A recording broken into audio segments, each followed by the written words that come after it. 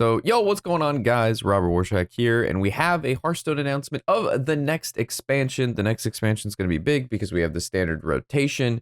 We have we have 3 of the oldest sets leaving, and that's a big deal because it makes the pool of cards smaller, which makes deck building feel very refreshed. A lot of very powerful cards are leaving. Probably make a video going over like the most powerful cards of each class that are rotating. But we do have the new expansion here, Festival of Legends. It seems to be a pretty music-centric expansion. If you haven't seen the trailer already, unfortunately, it's not as much of a banger as Sunken City was. That one. I don't think that Sunken City is ever going to get topped. That was such a cool video. But basically, ETC, which was part of the core set a long time ago. I think he was like, if you played Hearthstone during beta, you got him. Is gathering the greatest musicians from all over Azeroth to put together the biggest music festival in history. From rock to hip hop, from metal to pop, every class is putting on a show. Start tuning your instruments and working on your harmonies. The next act is the Festival of Legends. So there's actually like a lot of info in this and a lot of like stuff that they talked about, and also a pretty juicy bit that I'm quite excited for. So new keyword is finale, which makes sense because, you know, music. Cards with finale get special bonuses of playing. If playing them spends all your remaining mana. Every great musician knows how to close out each show with a bang for maximum effect. Plan out your turns like the set list and get your grand finale. So if you spend your remaining mana, which means if you play it first and have mana left over, it doesn't pop. But if you play it and it uses it, then that's good. So like on curve cards, so like 2 mana, 3 mana, 4 mana cards in the early stages of the game are always going to have their finale popping. But once you get to the later stages of the game, it's a little bit harder because you have to make sure it uses all of it. You can't float one. So I'm thinking just based off that, it's a very tempo mechanic. Music tempo. So we have some new priest cards here. 2 mana, holy card, choose a minion, add a copy of it to your hand, finale, give both 1+2. So this is a 2, this just seems insane, right? Like you play a 1 mana card, and then you play this 2 mana card, and then it gets 1+2, which is pretty good. It's a holy spell, which has synergies, and you get a copy of it. And it buffs both of them. So like, and we know priest can do with copies of cards. So this just seems really good for priest. This just seems a little nutty. 5 mana, 4/4 undead, battle cry, discover a spell, finale, discover another one. We know how good discover is, and this is a 5 mana, 4/4 undead, discover 2. With Bran, I don't know how that would work. Would he discover 4 or would he discover 3? Because the battle cry triggers twice and then finale once, so you get 3 with Bran. So Bran's probably not so good with this. Bran's also probably rotating. Fuck Bran. But I'm glad the stats, it's a 5 mana 4/4 and not like a 4 mana 4/5 with this effect. If this was like a 4 mana card that was like a 4/4, it'd be absolutely cracked. But yeah, this power chord is like, for priest, seems pretty dang good. Finale also seems very, very strong for early game. So this is one of the bigger parts here. So every class is getting a legendary minion card that is the class's star musician performing at the Festival of Legends. Each class will also get a legendary spell representing their musician's most popular song. Play your favorite tune and become a musical icon. So every class getting, as we know, they always normally get a legendary minion, but now they're also getting a legendary spell. We haven't really seen a lot of classes get legendary spells before. Normally they're just minions. So this is kind of a big deal. We have the Unicorn DK song here. So it's 1 blood, 1 frost, 1 unholy. So this is the triple threat, a death knight here. And we have a 10 mana spell, lifesteal, deal 5 damage, summon 2 1/1 souls, randomly improved by corpses you've spent. I don't know what that means, but I'm assuming it just does more damage. It's just gonna keep adding on to the summon the 2 1/1. So it's like 2 2/2s, 2 3/3s, 2 4/4s. They have rush. You know what I mean? It's just gonna get better.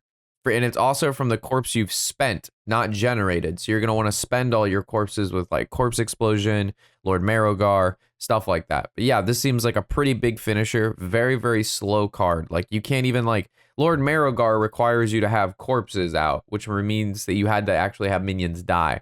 So there's already like a pretty big requirement on making like a big Marrowgar, you know, 20 plus corpses isn't really easy. But now, not only do you have to have a lot of corpses, you have to spend a lot of corpses, have this card in your hand, and then play it for 10 mana. So, seems good though. Like it definitely doesn't seem bad. I think this card's going to come mostly from Nerubians and stuff. I don't think people are actually going to play the triple threat DK, but this card is going to be randomly generated a lot. Anything that's discover a spell, Pandora, like I don't know if Pandarian Explorer is rotating. She might, but she discovers cards that aren't in your deck. And this card can easily be discovered from that, especially if you don't play it. But yeah, the Nerubian card can get this card very easily. Frost Strike can get this card because it is 1 Frost. So this seems like a very powerful 10 mana spell. It also can be anything that generates spells, like any mage card that generates like that new prismatic element guy. I mean, there's a lot of ways to get this out, but I guess randomly improved by corpses you've spent. So like I guess if you do generate this card and you're not a Death Knight card or a Death Knight class and you can't spend the corpses, the card's kind of bad, right? So it really needs cards to spend corpses, which is Unholy and Blood, I believe probably do the most. New class keywords. So not only do we get Finale, which was a no keyword, Priest is getting a new Evergreen addition to their class identity this year. Pretty big deal. They've never done that before. Starting in the Festival of Legends and core sets, minions with Overheal trigger a special effect when they are healed above their max. Here, Priest legendary minion musician Heartbreaker shows off his technique with a special class specific keyword. So we have a 4-mana 4/8 Battle Cry, deal 4 damage to this minion. So he's a 4-mana 4/4 Overheal, deal 5 damage to a random enemy. So as we know of like priests, they have like healing, but their health is full. There's not really much like that healing can do. But now that they have Overheal, they can use healing that they may not need to trigger effects on minions that do stuff, which gives them a lot more versatility. So that's pretty insane. That's pretty insane. Plus in WoW, I don't know if for those of you who do play World of Warcraft or any sort of MMO healing game, if you're a healer, you know what overhealing is. You know, if the tank's at full health and you drop like a big heal on them, it doesn't really do anything. It just makes your healing meter go up, but it goes into overhealing, which isn't really essential or important. Everybody's going to have a little bit of overhealing. But like having like 30, 40, 50% overhealing is not good, but now it is good because you get effects like this. So I think that's kind of cool. I like this.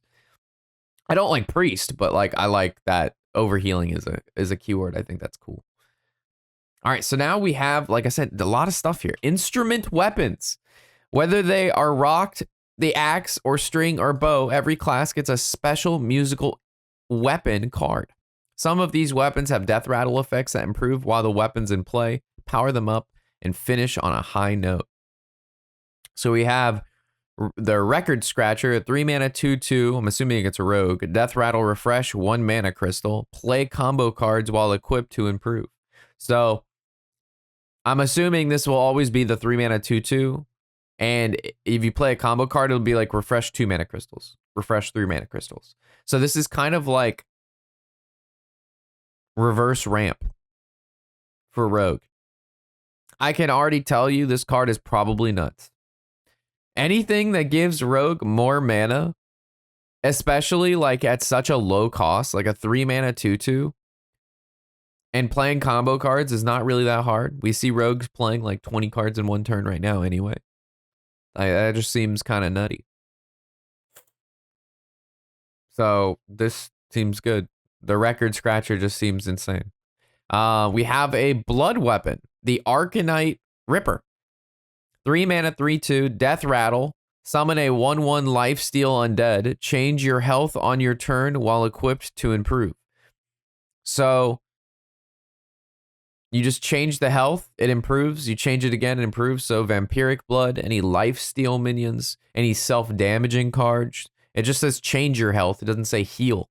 So it just says change. And you can change your health more on one turn than not. And you also can attack with this weapon, which changes health. And you get to summon a 1/1 lifesteal undead. And if you're changing your health, whether it be down or up, like you're still getting it has a lifesteal, which is a big deal. However, I don't know if that undead has rush. So if that undead doesn't have rush, this card is pretty bad. Like this is like the card that gets summoned needs to have rush. If it doesn't, this is terrible. This card's horrible.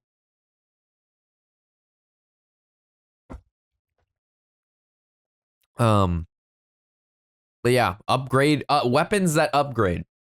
It's pretty interesting stuff. The rogue one looks by far insane.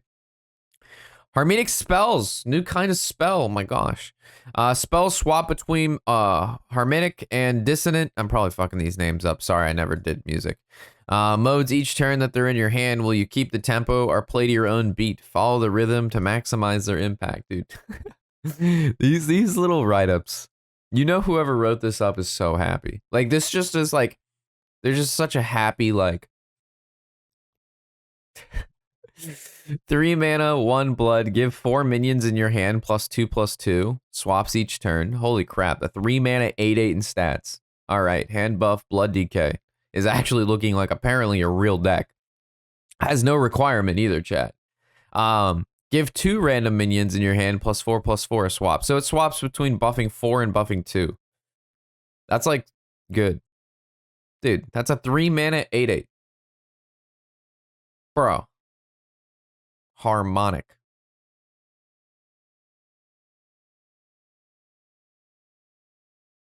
I don't know. This looks pretty good. Also, why the picture is like the same. They should definitely like the one that buffs 2 had 2 people, and the one that buffs 4 should be 4 people. Because right now, both these look like the same card, but they do 2 completely different things. Anyway, interesting. Standout soloists. Everybody loves a good solo. Soloists are minions that get special effects when you control no other minions on the board to clear the stage and let them shine. 5 mana, 4/6 demon, battle cry. If you control no other minions, deal 3 damage to all enemy minions. Oh, well, that doesn't make a lot of sense. If you have no other minions, it does all damage to enemy minion. It could just say to everything. It doesn't really matter, right? Yeah. If the card effect requires no other minions, then dealing damage to just your opponent's minions is irrelevant, but sure. Seems like pretty good, I guess. 5 mana, deal 3 to everything on a 4/6 body, and it's a demon. It's probably not better than, I don't know. Maybe it's good enough. I'm thinking because like 6 mana Abyssal Wave, 6 mana of the Entitled Customer. So this is probably, I don't know what's rotating. I haven't made that video yet or thought about it, but I'm assuming that any new card that has like an AoE effect on a relatively cheap body, and it's a decent body, seems like all right. All right, so we have ETC band manager login reward. Now we're putting together a band login, a Hearthstone, set the save, blah, blah, blah. Every good band needs a band manager. ETC lets you choose your best 3 pieces to assemble while building your deck. It's a 4 mana 4/4. While building your deck, assemble a band of 3 cards. Battlecry, discover 1. Okay, we're gonna play with that card today. So that's cool. So this part is the coolest. I don't know why, but I'm looking forward to this part the most because these just look so awesome now. Flashy new signature cards. So for those of you who aren't familiar, the signature cards got a lot of slack when they released them. No offense, it looks horrible. They're not flashy. They're black and white. I understood why they were black and white. They didn't want them to be flashy because of like Wrath of the Lich King, and like they wanted to be dark and like, you know what I mean? But the border was too big. It was just not good. But these look freaking awesome. Very flashy, smaller border, easily seeable. These look good. These really give the art something to shine, because with Hearthstone cards, it's really hard to see some of the art. just because the card is small, they can only show so much. A lot of the full arts when I'm making like thumbnails for videos, like I'm like, oh my God, that's like really good. Like I didn't even know this was like the art. Like, you know, when it's so small. So these signature cards, let that kind of shine and let that be seen. Also, keep in mind that signature cards aren't replacing when you like pull out of a pack a legendary. These are just extra things that you can get. It's just like a random pull from a pack that you can get. You know what I'm saying? So when you open a legendary, like, oh man, I didn't want a signature. That wasn't it. That wasn't you getting a different legendary, and it just happened to be signature. That's just this. It's an extra sort of role in packs. Like you have your legendary drop rates, you got your golden legendary drop, your epic drop rates, and then signature cards are just in there too. So a lot of people had the misconception that they were really upset with drawing signature cards because they didn't want them. And they were like, I'd rather just had the legendary card instead. It's a different pool. So if you get one, you don't want it. You wouldn't have got it anyway if it didn't exist. It didn't impact, you know what I mean? Like your chance to get a legendary, period. It's just added into the packs drop rate, just extra stuff, which I think is important. So I believe they mentioned that the expansion will release in April. If I'm not crazy, they have the pre-purchase available, which hopefully Blizzard will pass me some codes I could give away, which I normally give away on Twitch and YouTube and Twitter and stuff like that. So you guys always get a chance. But yeah, so it will launch April sometime. They didn't give a specific date, but sometime in April, normally like early April, early to mid-April is when this stuff comes out, and 145 new cards. So looking good. Looking good. A lot of stuff here to unpack. I'm excited, of course. They added quite a few new keywords, new weapon thingies, new legendary spells. We got a card to play with immediately. There's a lot here. Plus, as we know, the rotation, which is huge. I love the rotation. Makes deck building super fresh. There's no meta deck, at least for 4 days. And it's some of the most fun Hearthstone is all year. Is the first expansion to release each year. Which, of course, is when the rotation happens. So, super excited. Let me know what you think in the comment section below. As always, guys, I'm Robert Warshack, and happy whatever the hell day it is.